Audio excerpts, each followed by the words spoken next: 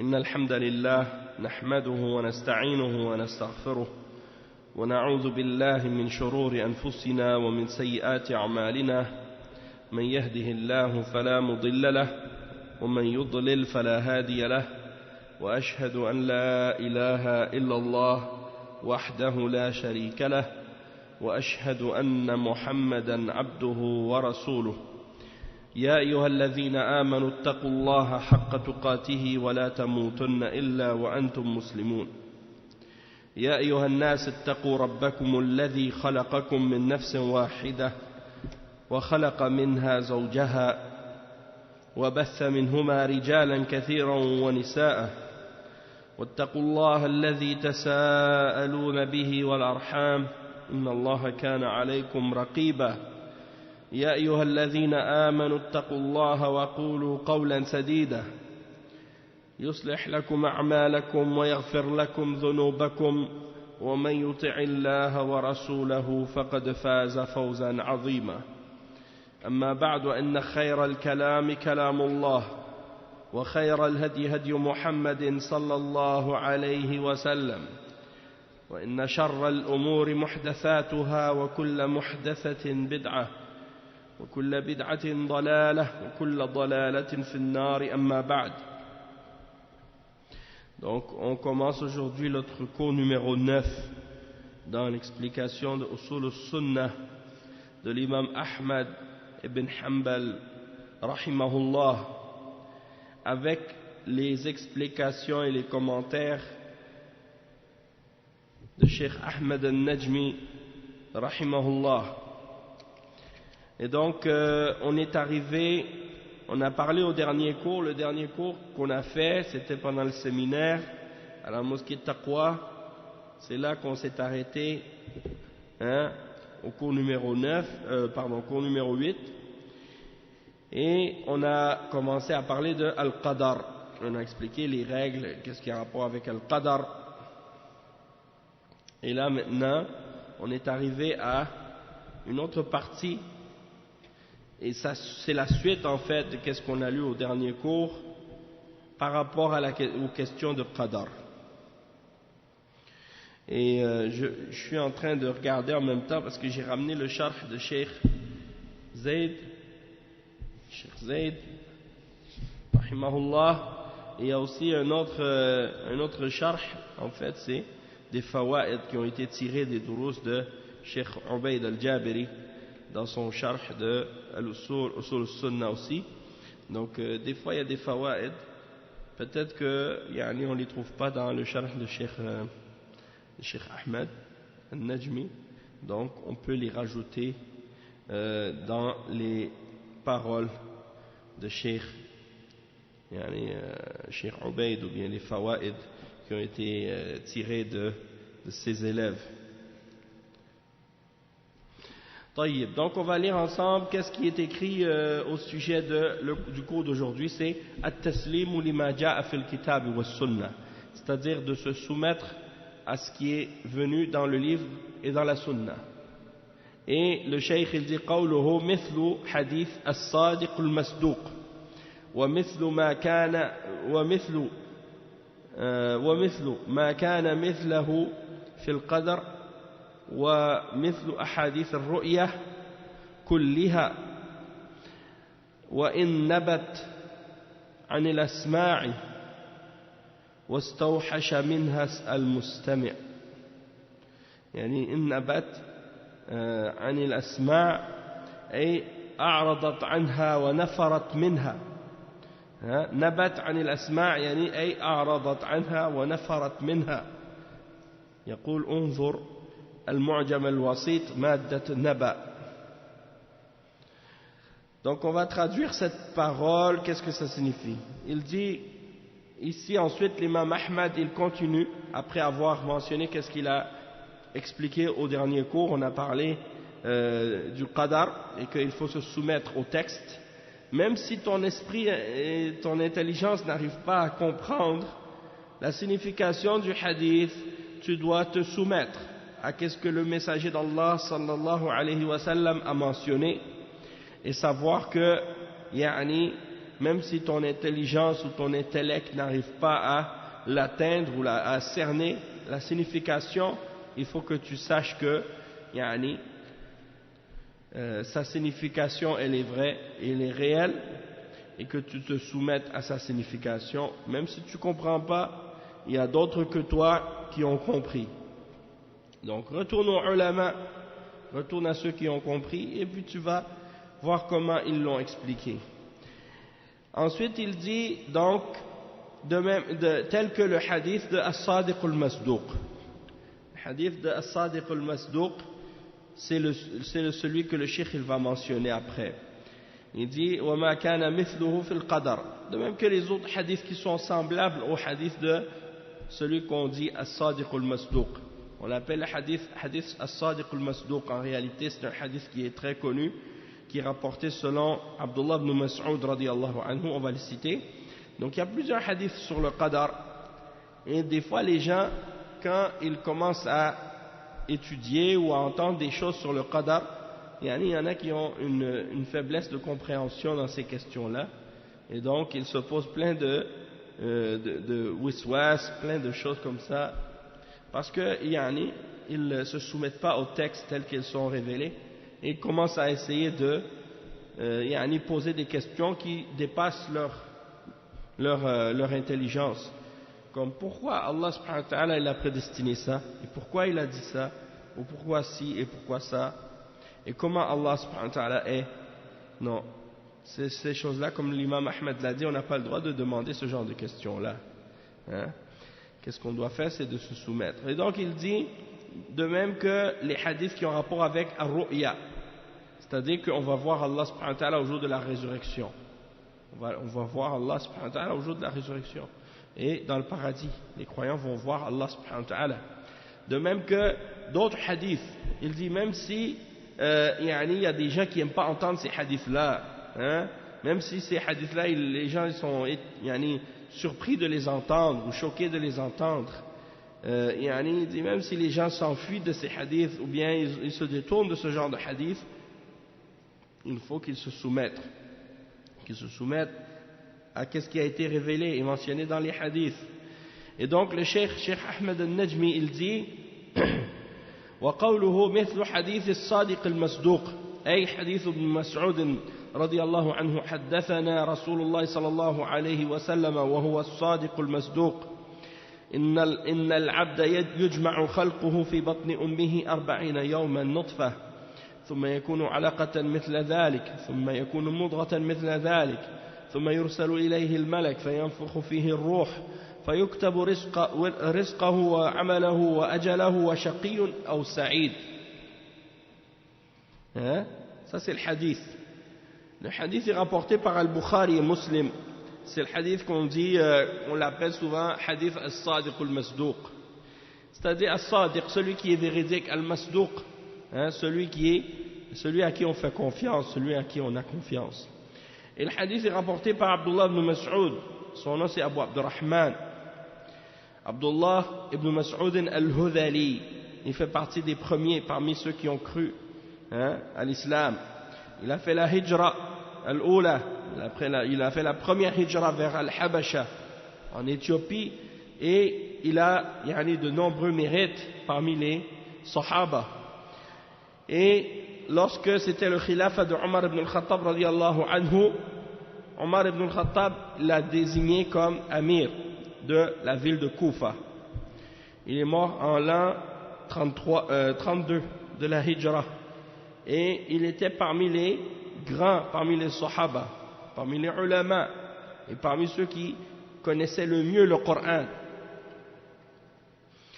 Et donc, Abdullah ibn Mas'ud, il dit que le messager d'Allah sallallahu alayhi wa sallam nous a dit que la création le serviteur, sa création se rassemble dans le ventre de sa mère pendant 40 jours sous la forme d'une nutfa. Puis il va être une alaqa. Il va être une alaqa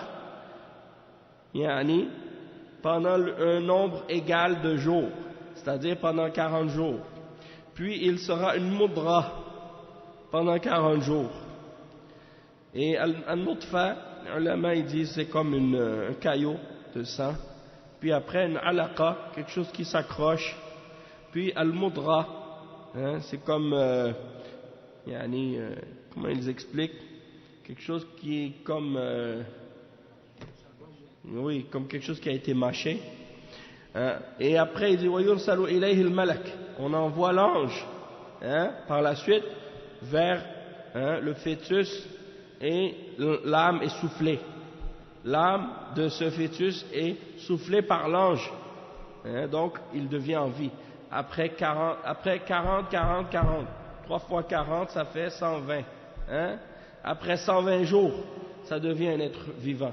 Après 120 jours, ça devient un vivant. C'est pour ça que les ulama, ils disent souvent que après le 120e jour, si par exemple une femme elle fait un avortement, ou si quelqu'un cause qu'elle perd son bébé, hein, en la frappant ou quelque chose comme ça, il doit payer le prix d'une vie, hein, du fœtus.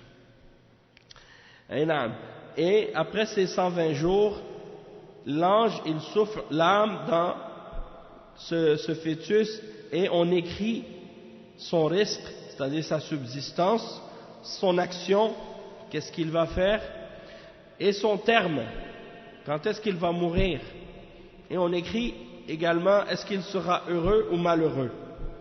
Et ça c'est rapporté, comme on a dit, par Al-Bukhari et Muslim. Et il dit le cheikh thumma inna al-qadar qad kutiba fi al-lawh al-mahfouz. Donc la prédestination, elle a été écrite dans la table préservée. كما في الحديث السابق أول ما خلق الله القلم فقال له اكتب فجرى في تلك الساعة بما هو كائن إلى يوم القيامة. Et donc il dit que Allah subhanahu wa ta'ala, comme on l'a mentionné dans le hadith, il dit la première fois, lorsque Allah subhanahu wa ta'ala la première chose que Allah subhanahu wa ta'ala a créée, c'est la plume, et il a dit à la plume écris, et elle a écrit tout ce qui se produit jusqu'à, hein, au jour de la résurrection. Elle a écrit tout ce qui va se produire jusqu'à la résurrection. C'est rapporté par Al-Bukhari et At-Tirmidhi, c'est rapporté par Abu Daoud et At-Tirmidhi selon Ubadah ibn Samit, c'est authentifié par Sheikh Al-Albani dans Sahih Al-Jami'. Et il y a un autre hadith qui mentionne également que tout ce qui a été écrit, tout ce qui va se produire a été écrit par Allah subhanahu wa ta'ala 50 000 ans avant la création des cieux et de la terre. 50 000 ans avant la création des cieux et de la terre, il dit wa kana arshuhu 'ala al-ma', et son trône était sur l'eau.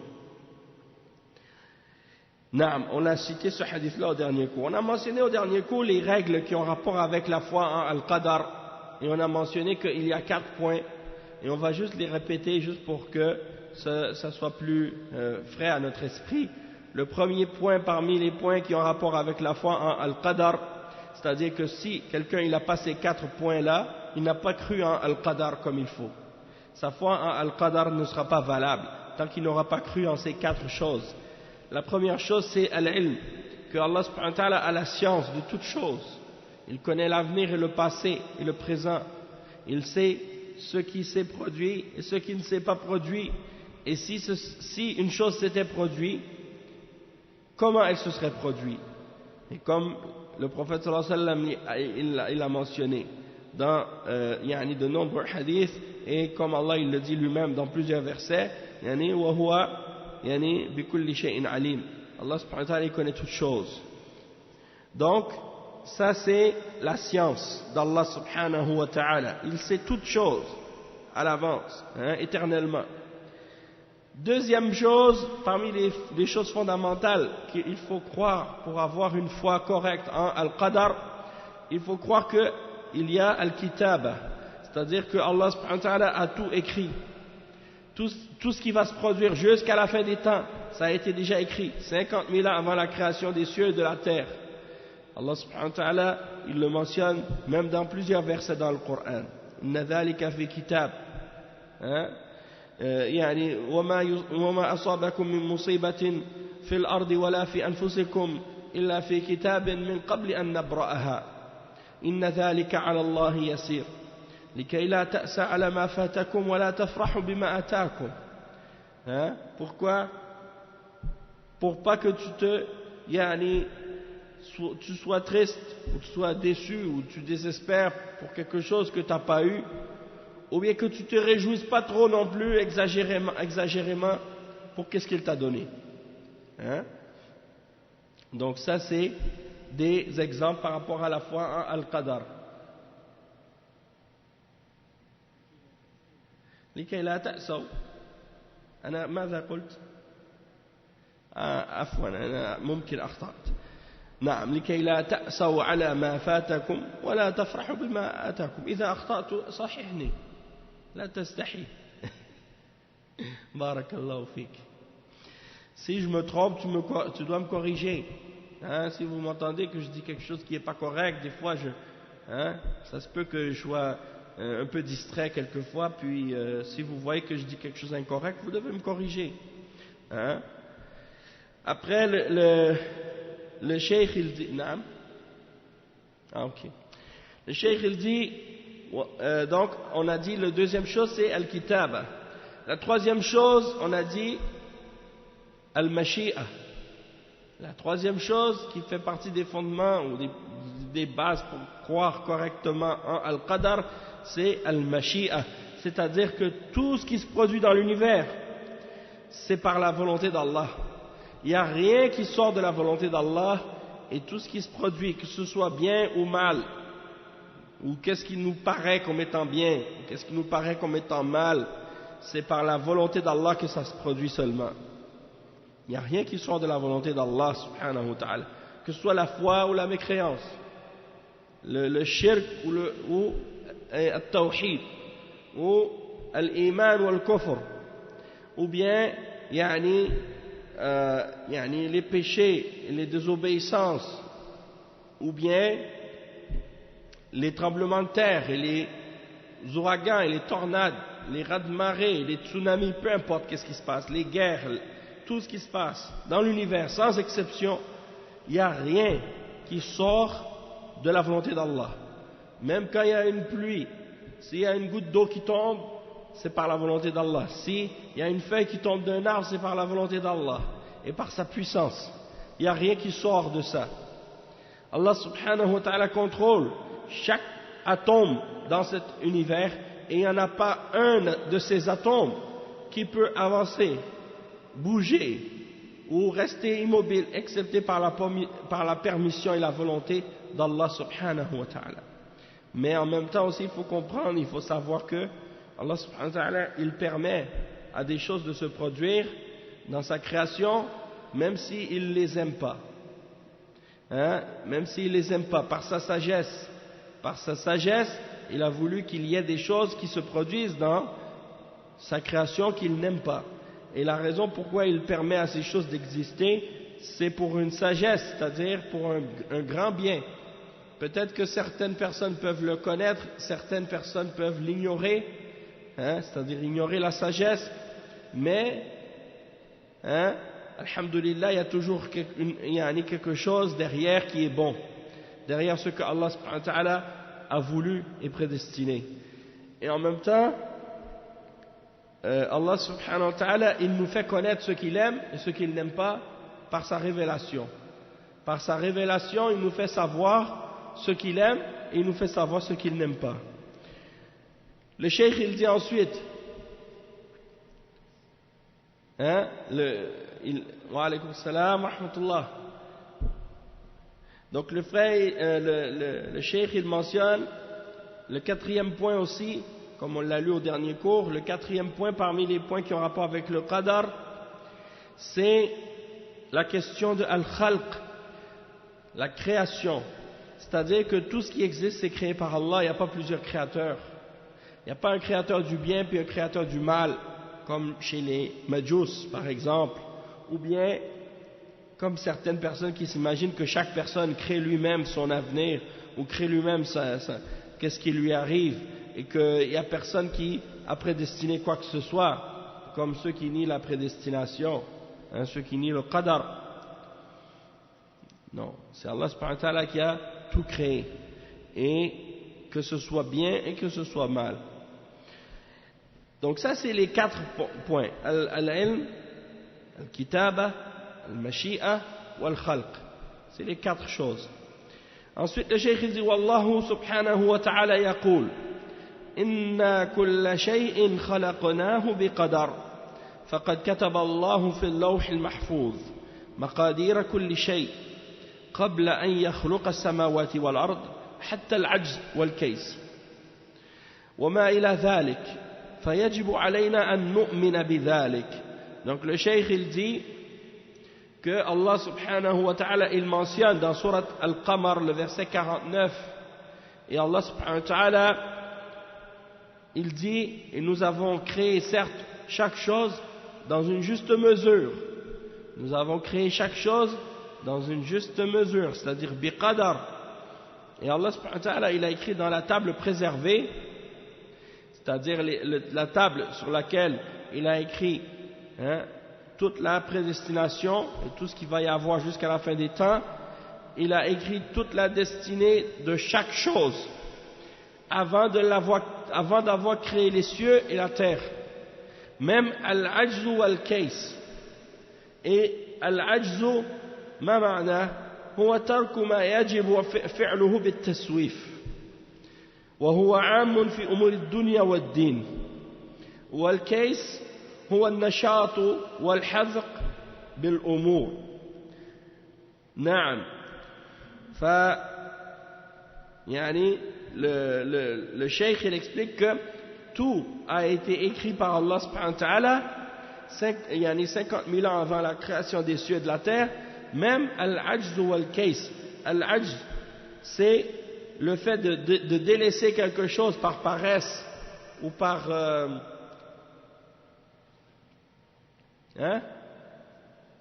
vous connaissez le mot pour dire taswif en français? La procrastination. C'est un gros mot, mais en arabe c'est plus simple. Taswif. Tu dis sawfa. Ça dit je vais le faire. Puis finalement tu le fais jamais. Je vais le faire après. Je vais le faire demain. Demain arrive, tu le fais pas. Demain arrive, tu le fais pas. Demain arrive, tu le fais pas. Ça c'est al-ajz. C'est pas parce que tu n'es pas capable de le faire. C'est parce que tu laisses faire. À chaque fois tu remets à demain.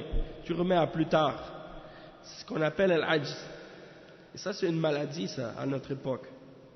Qu'est-ce qu'on appelle en français la procrastination. En anglais c'est la même chose. Procrastination. Et l'autre mot c'est quoi? Al-kays, c'est le contraire. Al-nashat, le fait d'être motivé, le fait d'être actif, de bouger, de faire beaucoup de choses. Ça c'est al-kays. Donc même ça a été écrit.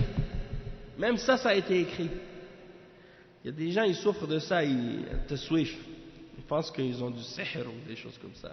Non, c'est toi qui es paresseux, c'est tout. C'est pas du sihr. Il faut juste que tu te prennes en main puis que tu travailles. Tu dis a'udhu billah et puis tu dis a'udhu billah minash shaitanir rajim, mais tu travailles. Al-ajzu wal-kays, on l'a dit. Wa ma ila dhalik, ainsi de suite. Il y a un hadith là-dessus. أخرج مسلم عن طاووس أنه قال أدركت ناسا من أصحاب رسول الله صلى الله عليه وسلم يقولون كل شيء بقدر.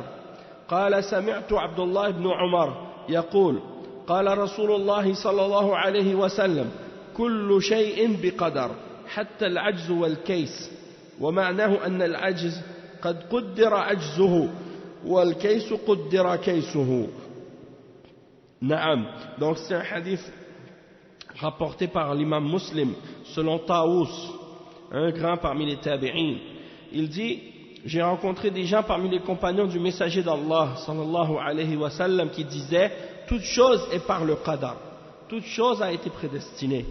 Alors il dit, et j'ai entendu Abdullah ibn Omar radiyallahu anhu qui dit, le messager d'Allah sallallahu alayhi wa sallam a dit, tout est par le qadar, c'est-à-dire tout a été prédestiné, même al-ajz wal-kays, c'est-à-dire le fait de remettre les choses à demain puis de dire je vais le faire plus tard, al-ajz wal-kays, le fait d'être motivé, d'être actif et ainsi de suite, et il dit donc que ça signifie que tout ça, ça a été prédestiné. Même la personne qui est paresseuse ou qui se laisse faire, qui se laisse aller, ça a été prédestiné ça pour lui, et al-kays aussi, ça a été prédestiné pour lui. La personne qui est motivée et ainsi de suite. Donc il y a des gens comme ça, toujours, ils sont toujours à leur affaire, ils font toujours les choses à temps, ils sont toujours à l'heure.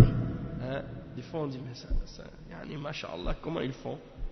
Surtout quelqu'un comme moi par exemple, que j'ai de la difficulté dans ces choses-là, donc l'organisation là, c'est pas facile. Donc quand je vois des gens qui sont toujours en ordre, ça m'éblouit, je trouve ça, masha'Allah. J'aspire à devenir comme ça un jour, incha'Allah. Donc, wama ila dhalik, et ainsi de suite. Beaucoup d'autres choses, par exemple, tout, ça veut dire si ça c'est prédestiné, tout le reste est prédestiné aussi. Nasallallahu al-afiyah. Et il dit, fayajibu alayna an nu'mina bidhalik. C'est obligatoire pour nous de croire en cela. Il faut croire en la prédestination. Il ne faut pas juste comme tu dis, ah oui, comme ça. Non, il faut que tu aies la conviction dans ton cœur que tout ce qui t'arrive, tout ce qui se passe dans l'univers, c'est la prédestination. Aujourd'hui, on entend tout le temps des gens qui parlent de l'Illuminati, des trucs de complot, de théories, de toutes sortes de trucs qui, souvent c'est des mythes et des fables. Beaucoup de choses, les gens, ils inventent. Ou bien ils s'imaginent des choses. Et si tu dis à ces gens-là, est-ce que tu peux prouver qu'est-ce que tu dis? Est-ce que tu peux vraiment concrètement m'amener les preuves? Bien sûr qu'ils ne sont pas capables. Bien entendu, puisque c'est des choses qui sont soi-disant des complots. Si c'est des complots, tu ne peux pas le prouver. Sinon, on pourrait tous les amener en cours et les condamner. Mais il n'y a pas de preuve de ces choses-là. Donc ça ne sert à rien de courir derrière ces trucs-là et de se faire des idées, de s'imaginer des choses. Il faut plutôt savoir que tout ce qui se passe dans l'univers, c'est prédestiné par Allah subhanahu wa ta'ala. Et il dit dans le Coran qu'il y a des kuffars, il y a des gens qui font des complots. C'est écrit dans le Coran. Innahum yakiduna kayda wa akidu kayda. Eux, ils font des complots. Et moi, je complote. Moi, je complote mon complot. Donc, Allah subhanahu wa ta'ala, il a son complot est au-dessus de leur complot. Donc, même si eux, ils pensent, ils s'imaginent qu'ils sont en train de gérer quelque chose, de comploter quelque chose contre l'islam, contre les musulmans, contre la Ummah, pour faire du tort aux musulmans. Allah subhanahu wa ta'ala, il est au-dessus de ça. Allah subhanahu wa ta'ala, il a comploté lui aussi. Et son complot est meilleur. Wa makaru wa makar Allah wallahu khayrul makirin. Ils ont comploté et Allah a comploté et Allah est le meilleur des comploteurs.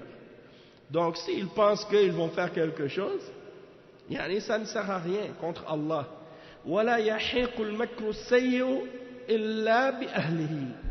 Le complot perfide, le mauvais complot ne va que retomber sur la tête de leur auteur. Ça veut dire que ceux qui ont comploté contre Allah et contre les mu'minines, ça va retomber contre eux, leur complot. Et il y a plein d'autres versets comme ça, dans lesquels Allah subhanahu wa ta'ala nous incite à le craindre et à être patient. Wa in tasbiru wa tattaqu la yadurrukum kayduhum shay'a. Et si vous êtes pieux, et que vous êtes patient, aucun de leurs complots ne pourront vous faire aucun tort. Donc, mets ta confiance en Allah subhanahu wa ta'ala et crains Allah subhanahu wa ta'ala et sois patient sur l'ordre d'Allah subhanahu wa ta'ala. Les complots des comploteurs ne pourront rien te faire. Et peu importe qui ils sont, Illuminati, et je ne sais pas, quand j'étais à Québec, j'ai rencontré un vieux monsieur, et il est venu par curiosité voir, il voulais voir le séminaire, qu'est-ce qu'on faisait. Et là, il est venu, puis moi, je lui ai parlé comme ça, je lui ai dit, est-ce que je peux vous aider, quelque chose comme ça. Et puis là, il a commencé à me dire, vous, est-ce que vous êtes des sunnites ou des chiites? Alors, bon, j'ai dit, bon, obviously, ça paraît que, bon, il a entendu des choses sur les musulmans, il veut se renseigner, il est curieux. Donc j'ai commencé à lui parler un peu.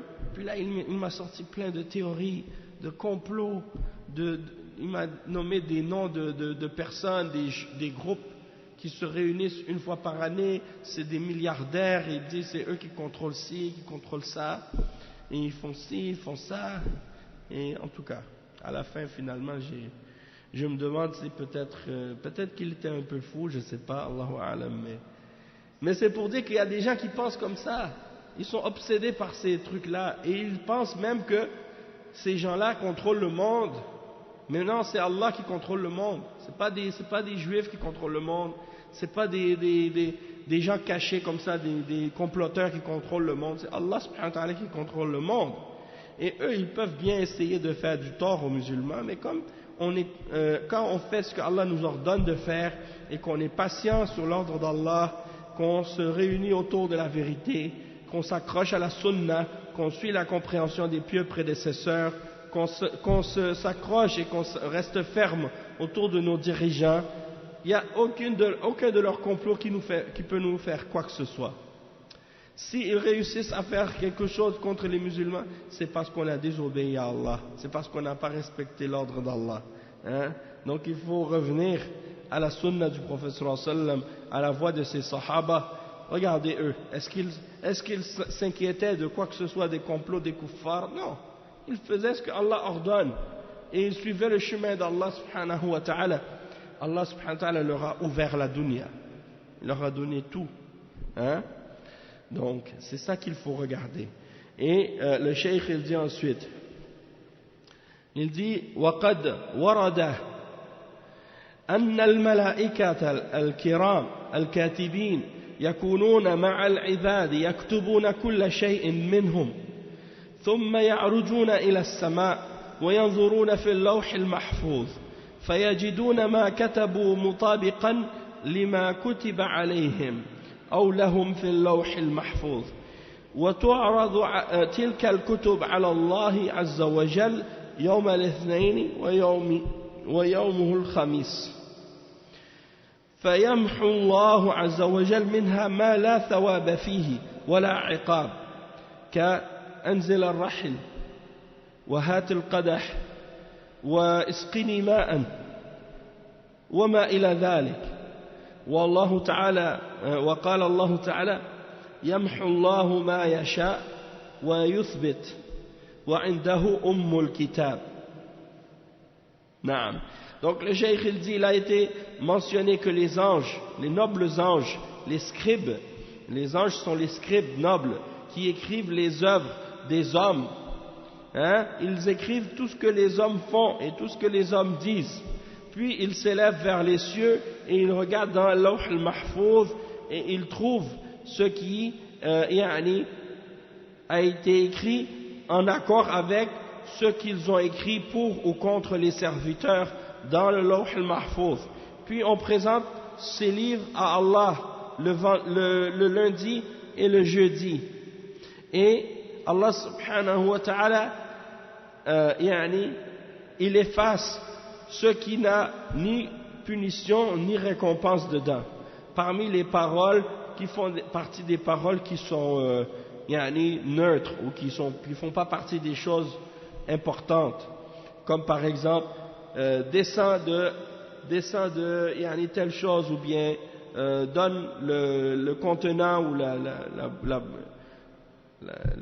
le chaudron, ou bien donne-moi de l'eau, ou des choses comme ça. Ça c'est les paroles qu'on se dit tous les jours, ça n'a pas vraiment une importance. C'est pas quelque chose que Allah il va te punir pour avoir dit ça, ou il va te récompenser pour avoir dit ça. C'est des paroles de la dunya, des paroles neutres. Il n'y a pas de punition ou de récompense derrière. Alors, la preuve de ça, il mentionne le verset 39 dans Surat Al-Ra'd, dans lequel Allah subhanahu wa ta'ala dit que Allah efface ce qu'il veut et il confirme ce qu'il veut, il garde ce qu'il veut. Et le livre mère est auprès de lui. Le livre mère est auprès de lui.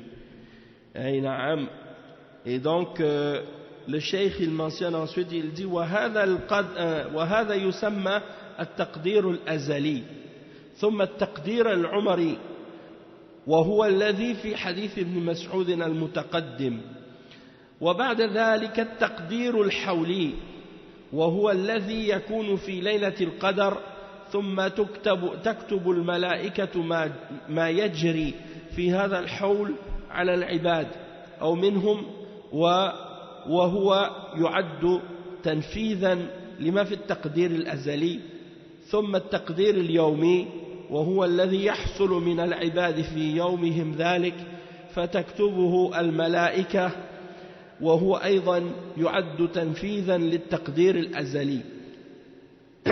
Donc le cheikh il dit que tout ça on l'appelle la prédestination éternelle. Qu'est-ce que Allah subhanahu wa ta'ala a prédestiné éternellement? Puis il y a la prédestination de la vie, pendant la vie, par rapport à qu'est-ce qu'il y a de la durée de la vie de l'homme. Et ça c'est qu'est-ce qui a été mentionné dans le hadith de Abdullah ibn Mas'ud qu'on vient de lire, qui mentionne que l'ange il vient dans le ventre de la mère au moment où 120 jours se sont passés, il souffle l'âme et il écrit la destinée de la vie de cette personne. Ça c'est at-taqdir al-umari, c'est-à-dire par rapport à la vie de la personne. Puis ensuite at-taqdir al-hawli, al-hawl c'est une année, donc ça c'est la prédestination qui est écrite ou qui est déterminée pendant la nuit de la prédestinée, la nuit de la destinée, Laylatul Qadr. Et ça c'est qu'est-ce qu'on appelle le taqdir de l'année, taqdir, la prédestination de l'année. Et il écrit qu'est-ce qui va se produire pour ce serviteur durant l'année. Et c'est une exécution de ce qui a été mentionné dans la prédestination éternelle. De même que le taqdir quotidien, c'est-à-dire la prédestination quotidienne, c'est qu'est-ce qui arrive à chaque jour à un être humain ou à un serviteur. Ça c'est écrit par l'ange. Et ça aussi, ça fait partie de l'exécution de qu'est-ce qui a été prédestiné éternellement par Allah subhanahu wa ta'ala. وعلى هذا فنقول التقدير ينقسم إلى 4 أقسام. القسم الأول التقدير الأزلي وهو ما ذكر في حديث القلم. والقسم الثاني التقدير العمري وهو ما ذكر في حديث ابن مسعود رضي الله عنه. والقسم الثالث التقدير الحولي وهو ما يكون في ليلة القدر من كتابة ما سيكون في الحول. والتقدير الرابع القسم الرابع التقدير اليومي وهو ما ثبتته أو ما تثبته الملائكة على العباد في كتبهم ما تكتبه. والثلاثة الأخيرة كلها مأخوذة من الأول. ولا يتم إيمان عبد حتى يؤمن بذلك كله إيمانا لا شك فيه. وقد قال النبي صلى الله عليه وسلم في حديث عمر بن الخطاب في قصة مجيء جبريل عليه السلام إلى النبي صلى الله عليه وسلم وتؤمن بالقدر خيره وشره. Donc le cheikh il explique que donc on peut dire que la prédestination se divise en 4 catégories. La prédestination éternelle, qu'est-ce qui est mentionné dans le hadith de la plume, quand Allah a ordonné à la plume d'écrire tout ce qui va arriver jusqu'à la fin des temps. Il y a la prédestination de la vie d'une personne, comme c'est mentionné dans le hadith d'Abdullah ibn Mas'ud. Il y a la prédestination qui est pour une année complète. Et ça, c'est qu'est-ce qui se passe dans la nuit de la destinée. Toute la destinée de cette année-là est écrite. Et la 4e, c'est le taqdir pour la journée. C'est qu'est-ce que les anges écrivent à propos d'un être humain ou d'un serviteur dans son livre. Et les 3 derniers reviennent au premier, c'est-à-dire les 3 derniers, al-taqdir al-umari, pour la vie ou pour l'année ou pour le jour, sont tirés du premier. C'est ça qu'il faut comprendre. Les 3 derniers, que ce soit le taqdir pour l'année, le taqdir pour la vie, le taqdir pour la journée, c'est tiré du premier taqdir al-azali, éternel. Et le cheikh il dit que la foi du serviteur ne sera pas complète tant qu'elle n'aura pas cru d'une foi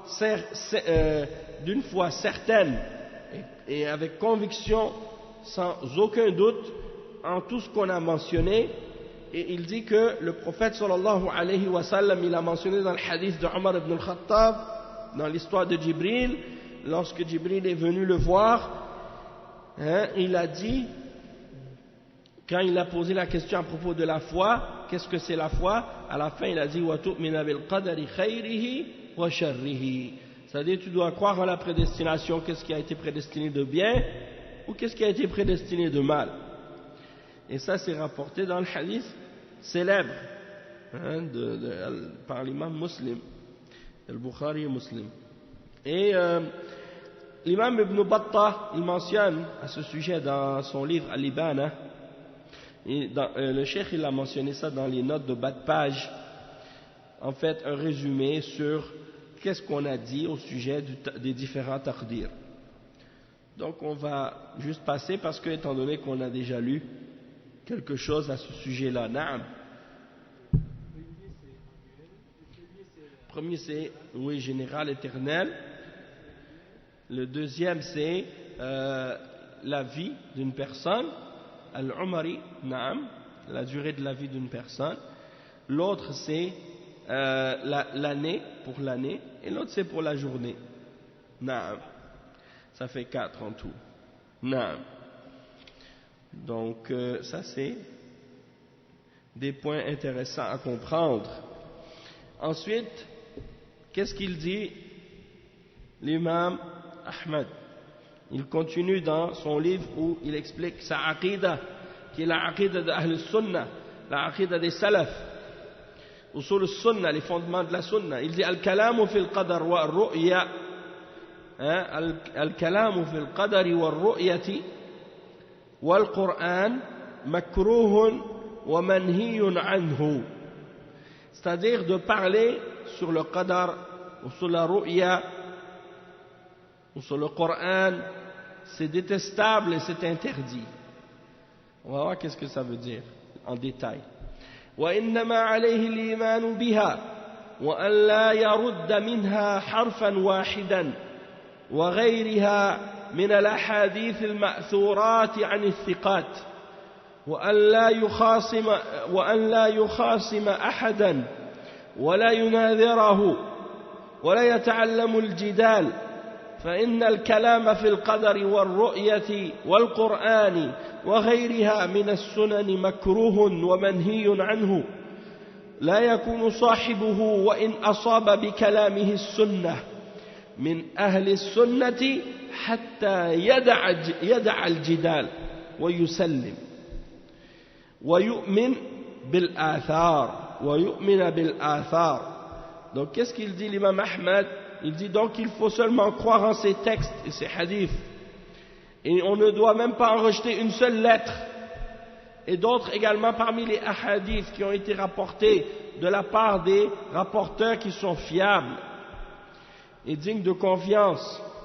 Et on ne doit pas disputer et argumenter avec quiconque ou faire des débats avec lui ou bien apprendre comment débattre et comment argumenter avec les gens. Parce que de parler à propos du qadar ou de la vue d'Allah subhanahu wa ta'ala dans l'au-delà ou à propos du Coran ou d'autres parmi les différents aspects de la sunnah, c'est quelque chose qui est détestable, et c'est interdit. Et la personne qui le fait, même si quand il parle il arrive à atteindre la vérité de la sunnah, cette personne-là ne fait pas partie des gens de la sunnah. Il ne fait pas partie de Ahl al-Sunnah jusqu'à ce qu'il délaisse le fait de débattre et d'argumenter et les disputes et ce genre de débat religieux comme certains le font, jusqu'à ce qu'ils se soumettent au texte et qu'ils croient en qu'est-ce qui a été rapporté dans ces narrations. Maintenant, on va lire l'explication de ça. Qu'est-ce que ça veut dire? Qu'est-ce qu'il dit ici, l'imam Ahmad? Il dit قوله إنما عليه الإيمان بها وأن لا يرد منها حرفا واحدا أي من الأحاديث التي ذكرت فيما يتعلق بالقدر وغيرها.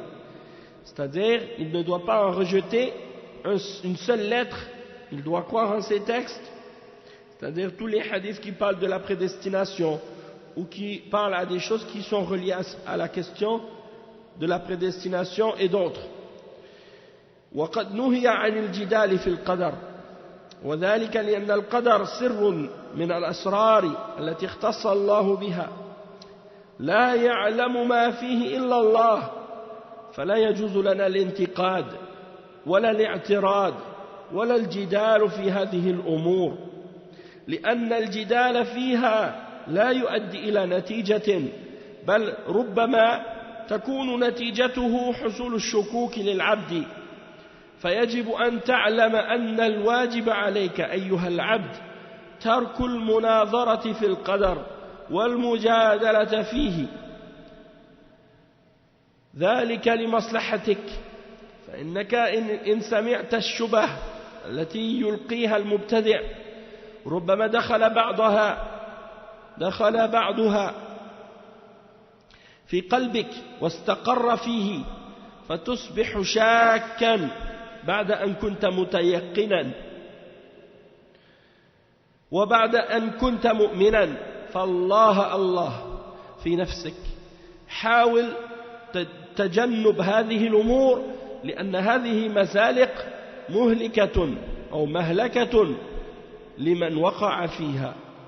Donc le cheikh il explique que on a été interdit de faire des débats et des argumentations au sujet du qadar, surtout les débats philosophiques, comme certains aiment les faire, de parler de façon philosophique ou de manière qui implique qu'on parle de ces questions-là sans se référer au texte du Coran et de la Sunna. C'est-à-dire on parle de ces questions juste par rapport à la logique ou par rapport à la philosophie ou par rapport à la raison ou par rapport à la dialectique ou par rapport à qu'est-ce que Aristote ou Platon ou d'autres parmi les mouchriquines de ces philosophes-là ont mentionné dans leur livre de Kufr.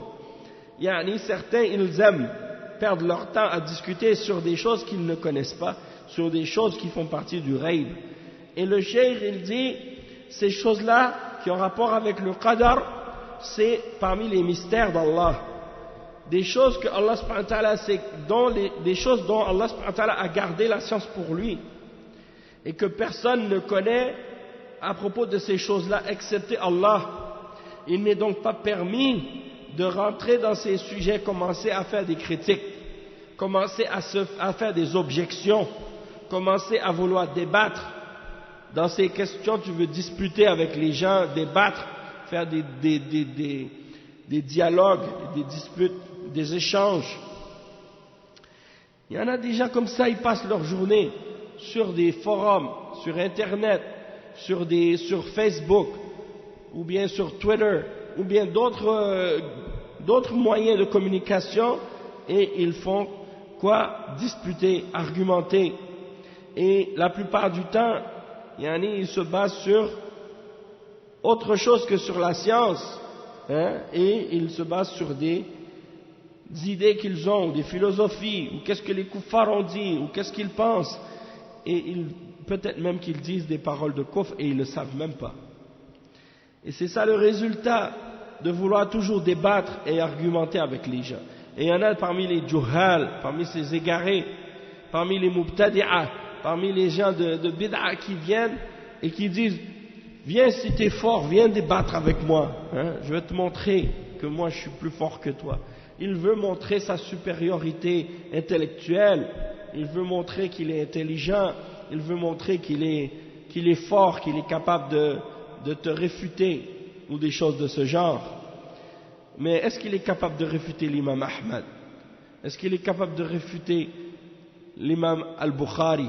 Est-ce qu'il est capable de réfuter les grands imams parmi les imams des salafs dans ces questions? Hein? Bien sûr que non. Est-ce qu'il est capable de réfuter Cheikh Al-Albani, Cheikh Ibn Baz, Cheikh Ibn Uthaymin, Cheikh Rabi' et tous les autres mashayikh, Cheikh Al-Fawzan? Non, il n'est pas capable de tenir devant eux, même pas 2 secondes. Mais il prétend qu'il est fort avec des petits. Il prétend qu'il est fort avec des petits comme lui, parce qu'il pense qu'il a appris quelque chose. Mais tout ça c'est du jahl, c'est de l'ignorance. Parce que la science n'est pas faite pour essayer de montrer sa supériorité intellectuelle. La science c'est fait pour adorer Allah, subhanahu wa ta'ala, pour apprendre comment adorer Allah et pour établir la preuve contre la création. Donc tu l'apprends pour la suivre et tu l'apprends pour la clarifier. Si des gens veulent l'accepter, alhamdulillah. Si des gens ne veulent pas l'accepter, tant pis pour eux. Mais toi tu n'as pas de temps à perdre à commencer à débattre avec des gens comme ça. Des gens qui te posent des questions. Mais pourquoi il y a des pauvres? Pourquoi, si Allah existe, pourquoi il ne donne pas à manger à tout le monde sur la terre? Pourquoi il y a des pays pauvres? Pourquoi il y a de la guerre? Pourquoi il y a des famines? Pourquoi il y a des ci et ça? Hein? Allah subhanahu wa ta'ala, il a une sagesse dans toutes choses. S'il a voulu qu'il y ait ça, c'est pour une sagesse, pour mettre les hommes à l'épreuve, pour les tester. Et tu regardes bien comme il faut, tu vois que ceux qui disent ce genre de paroles, c'est eux qui ont plus d'argent, qui ont plus de moyens de nourrir ces pauvres. Mais ils ne veulent pas sortir ce qui est dans leur poche. Et ils veulent uniquement critiquer les autres.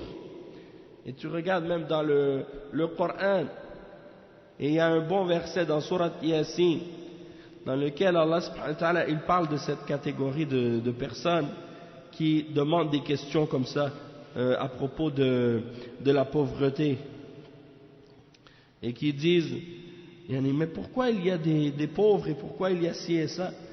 Et ça c'est un verset que j'aime beaucoup lire pour parler de ce sujet. Attendez, si je peux le trouver là, je vais vous le lire et vous allez voir. Et non, c'est le verset 47 dans Surat Yasin. وَإِذَا قِيلَ لَهُمْ أَنْفِقُوا مِمَّا رَزَقَكُمُ اللَّهُ قالوا قال الذين كفروا للذين آمنوا أنطعم من لو يشاء الله أطعمه إن أنتم إلا في ضلال مبين. Donc tu vois l'hypocrisie de ces gens-là. Allah subhanahu wa ta'ala les a démasqués dans ce verset. Le verset 47 dans Surat Yasin. Et quand on leur dit, à ces gens-là, à ces kuffars, à ces mushrikines, dépensez de ce que Allah vous a attribué, il vous a donné de l'argent, dépensez-le, nourrissez les pauvres, aidez les gens. Ceux qui ont mécru, les kuffars, ils disent quoi? Ils disent à ceux qui ont cru, allons-nous nourrir quelqu'un qu'Allah aurait nourri s'il l'aurait voulu, s'il l'avait voulu? Comme si, est-ce que nous on va nourrir celui que si Allah aurait voulu, il aurait nourri? Allah subhanahu wa ta'ala, il a voulu qu'il y ait des riches et qu'il y ait des pauvres, pour mettre les riches à l'épreuve avec les pauvres et mettre les pauvres à l'épreuve par les riches. Et donc, chacun est un test pour l'autre. Toi, Allah il t'a donné de l'argent, c'est pour que tu donnes aux pauvres. Et toi, il t'a fait pauvre, c'est pour te tester, pour voir est-ce que tu vas être patient. Et ainsi de suite. Mais toi, après, quand Allah il te demande de donner, tu dis, mais pourquoi Allah il ne donne pas lui? Mais Allah il t'a ordonné de donner. C'est ta responsabilité. Pourquoi tu veux blâmer Allah subhanahu wa ta'ala par la suite? Donc ça, c'est une manière que ces gens-là ont de se laver les mains, alors que c'est dans leur responsabilité d'essayer de faire en sorte que, justement, ces gens-là aient quelque chose. Et il dit ensuite, il n'est pas donc permis de faire des i'tirad. Pourquoi lui il est beau, l'autre il est laid? Pourquoi lui il est fort, l'autre il est faible? Pourquoi lui il est mince, l'autre il est gros? Pourquoi lui il est comme ça, l'autre il est comme ça? Pourquoi elle est comme ci, l'autre il est comme ça?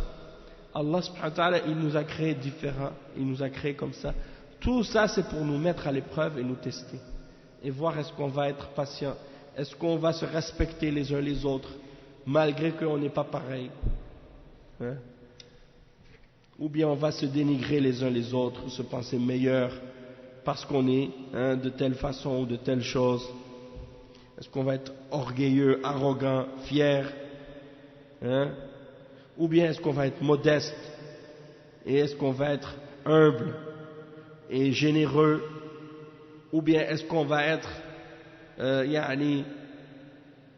jaloux, ou bien est-ce qu'on va être envieux, ou bien est-ce qu'on va être rancunier et en colère contre tout le monde parce qu'on n'a pas qu'est-ce que les autres ont. Non. Est-ce qu'on va être patient, ou bien on va se plaindre tout le temps, et ainsi de suite. Tout ça c'est uniquement quand il y a des différences entre les hommes qu'on est capable de voir la différence. Si tout le monde était riche, ce serait le paradis. Hein? Si tout le monde était en santé, tout le monde était riche, tout le monde a tout, qu'est-ce qu'il faut? Personne tombe malade, personne est blessé, personne est handicapé, personne est malheureux, tout le monde est heureux. Ça c'est le paradis. Eux, ils veulent le paradis sur la terre. Ils n'ont pas compris que cette vie c'est un test, et qu'il y a une récompense pour ceux qui sont patients dans l'au-delà et une punition pour ceux qui n'ont pas cru. Mais eux ils ne veulent pas ça, ils veulent que ce soit le paradis maintenant. Mais c'est pas comme ça que ça fonctionne. C'est pas eux qui décident les règles, c'est Allah subhanahu wa ta'ala qui décide les règles. Hein? Et donc ensuite qu'est-ce qu'il dit? Wala al-jidal fi hadhihi al-umur. T'as pas le droit de débattre dans ces questions-là. Parce que le fait de débattre dans ces questions, qu'est-ce que ça amène? Le résultat, il dit que ça va ramener des doutes. Quand tu vas débattre avec ces philosophes, ces kuffars, ou bien ces gens de bid'a, qui ont des doutes dans la prédestination, ou qui ont des doutes dans les noms et les attributs d'Allah, ils vont commencer à ramener plein d'arguments, des shubuhat et des trucs pour te mettre des doutes dans ta croyance et dans ta foi. Quand tu vas commencer à débattre avec eux, ils vont te dire non, nous on ne croit pas en ton livre, on ne croit pas en les hadiths, il faut que tu nous ramènes des arguments logiques et rationnels. Donc, comme Jahm ibn Safwan, c'est ça qui est arrivé. Il a dit ok, il a essayé de débattre avec eux, avec la philosophie, avec la logique. Donc il a commencé à essayer de trouver des arguments, soi-disant pour essayer de les réfuter, et de ne pas prendre la parole d'Allah et la parole du messager sallallahu alayhi wa sallam. Il s'est égaré, il est tombé dans le coffre à cause de ça. Donc il dit le cheikh, si tu écoutes ces ambiguïtés que les mubtadi'a jettent, peut-être tu vas, certaines de ces ambiguïtés, de ces doutes qu'ils jettent et de ces objections à la révélation, ça va rentrer dans ton cœur. Et ça risque de rester peut-être dans ton cœur. Donc, qu'est-ce que tu vas faire après pour l'enlever? Une fois que ce doute est rentré dans ton cœur, toi, tu as voulu être curieux, tu as voulu aller voir. Non, je veux juste voir, je veux juste écouter quelques instants, qu'est-ce qu'il raconte, le kafir ou le mubtadi'.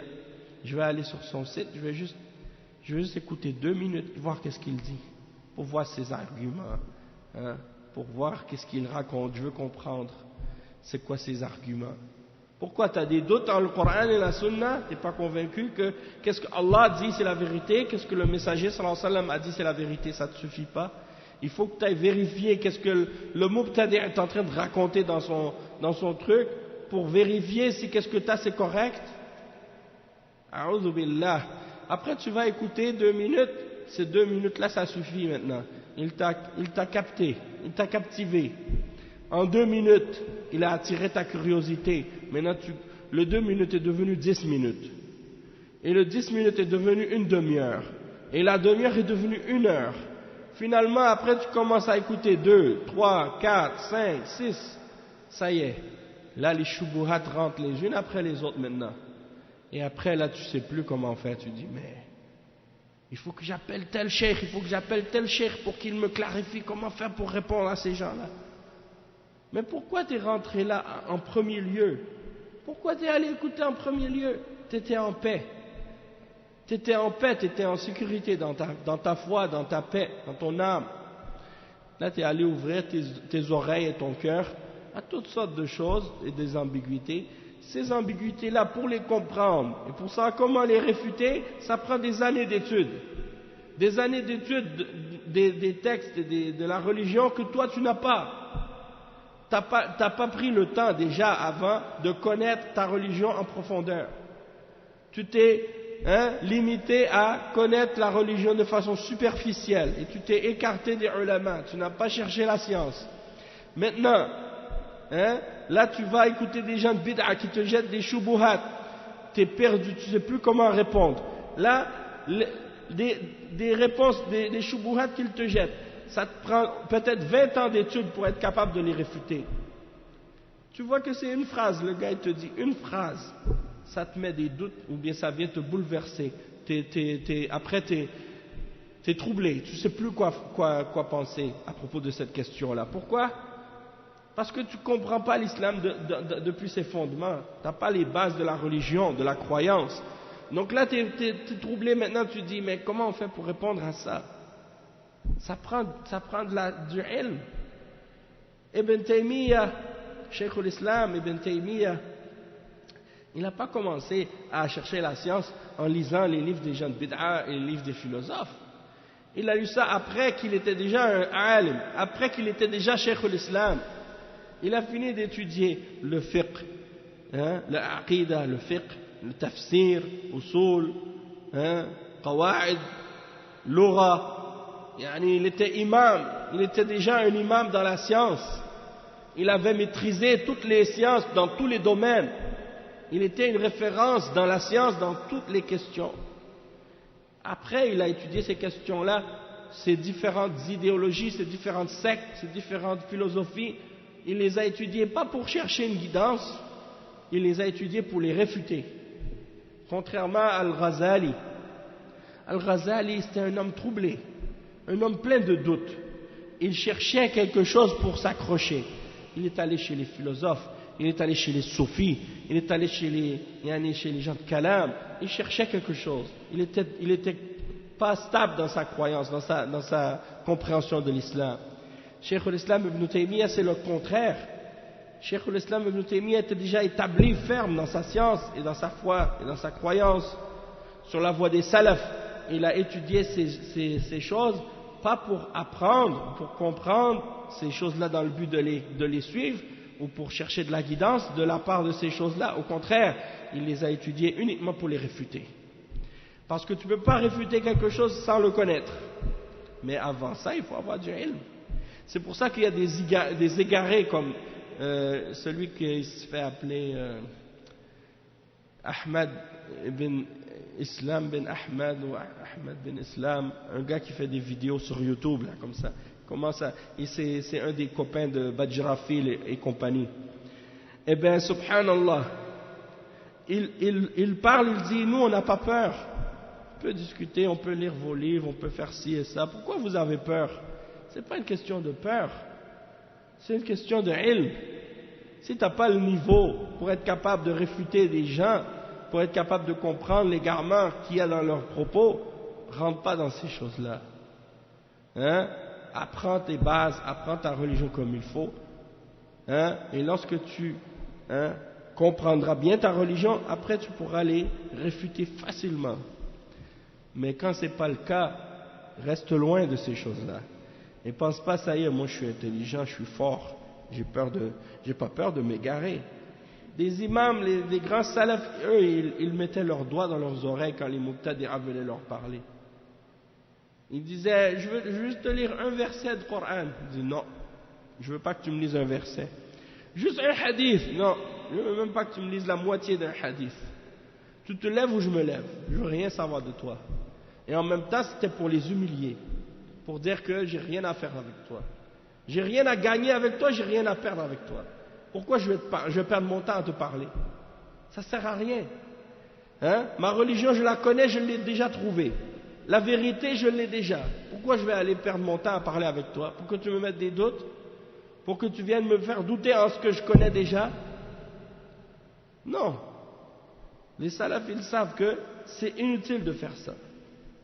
Mais quand ils n'avaient pas le choix, quand ils n'avaient pas le choix de débattre, quand c'était une situation où ils n'avaient pas le choix, comme par exemple l'imam Ahmad, quand il était devant le dirigeant, hein, et qu'il a été ramené et torturé et battu, et que les gens lui demandaient de répondre, il les a débattus, il les a écrasés avec les preuves du Coran et de la Sunna. Mais pas pour s'amuser comme ça, comme les gens font aujourd'hui, passer leur temps à débattre et à argumenter, ils pensent qu'ils sont intelligents comme ça. A'udhu billah. Il y en a qui pensent qu'ils sont des analystes politiques, ils connaissent tout ce qui se passe dans le monde. Comment c'est venu? Et toi tu lui parles de Qala Allah, Qala Rasulullah, tu lui dis les hadiths sur l'obéissance du dirigeant, et là il commence à te sortir tout qu'est-ce qui se passe dans l'actualité. Mais subhanallah, je te dis Qala Allah, Qala Rasulullah, toi tu me dis tel journal a dit, tel journal a dit. C'est ça tes preuves, c'est ça tes arguments, hein? Le Coran et la Sunna, ça sert à rien pour toi. De la façon qu'il parle, on n'avait pas besoin du Coran et de la Sunna pour connaître l'islam. C'est comme certains ulama ont dit, de la part de ces gens-là, les aqlaniyin, ils disent Aqli haddathani. Ma raison m'a dit. C'est ça pour lui, c'est ça sa chaîne de transmission. Donc il suit ça. Mais c'est pas ça la religion. Et donc le cheikh il dit, c'est pour ton bien qu'on te dit ça. Hein? Laisse tomber les débats au sujet du qadar, au sujet de la religion, et en particulier avec des gens de bid'a comme ça. Parce que si tu entends ces shubuhat, ça reste dans ton cœur, après tu peux pas l'enlever. Et tu commences à avoir des doutes dans les choses dans lesquelles tu étais certain auparavant. Hein? Avant tu étais croyant, maintenant tu ne sais pas. A'udhu billah. Donc, crains Allah en toi-même. Et écarte-toi de ces choses, parce que ce sont des terrains glissants qui t'amènent à la perdition si tu tombes dedans. وفي الحديث أن النبي صلى الله عليه وسلم خرج على أصحابه وهم يتجادلون في القرآن فغضب غضبا شديدا حتى كأنما فقئ في وجهه حب الرمان فقال أبي هذا أمرتم الحديث. Ça c'est un bon hadith. Le prophète sallallahu alayhi wa sallam, il est sorti vers ses compagnons alors qu'ils étaient en train de se disputer à propos du Coran. Le prophète sallallahu alayhi wa sallam s'est mis en colère, une colère vraiment forte, grave. C'est comme si, les sahaba ont dit, c'est comme si on lui avait écrasé des graines de pommes grenades sur le visage, en voulant dire que sa face est devenue rouge de colère. Et qu'est-ce qu'il leur a dit? Il leur a posé une question. Abi hadha umirtum? Est-ce que c'est ça que je vous ai ordonné de faire? De vous asseoir entre vous, de débattre sur le Coran? Non. De mettre en application ce qui est dans le Coran, de méditer sur le Coran, oui. Mais pas de vous disputer par rapport au Coran. S'il y a quelque chose qui est écrit, tu ne comprends pas, tu retournes aux savants, tu demandes aux ulama, tu regardes dans les livres de tafsir, tu regardes qu'est-ce que les ulama ont expliqué, tu regardes, tu clarifies, tu demandes les clarifications, s'il y a des divergences, tu demandes aux ulama d'expliquer. Mais tu ne vas pas commencer à rentrer dans les débats. Et qu'est-ce qu'il a dit le prophète sallallahu alayhi wa sallam à ce sujet? Il a dit إنما هلك من كان قبلكم باختلافهم في الكتاب. Ceux qui étaient là avant vous, les juifs et les chrétiens, ils ont péri uniquement à cause de la divergence qu'ils ont eue avec leurs livres, par rapport à leurs livres. Quand ils ont divergé entre eux sur le livre, ça y est. C'est là qu'ils ont commencé à se diviser, se disputer et avoir plein de fitan entre eux. Donc on va s'arrêter ici pour aujourd'hui, Inch'Allah, puis on essaiera d'avancer un peu demain encore, Inch'Allah. سبحانك اللهم وبحمدك أشهد أن لا إله إلا أنت أستغفرك وأتوب إليك وصلى الله وسلم على نبينا محمد وعلى آله وصحبه أجمعين والسلام عليكم ورحمة الله وبركاته.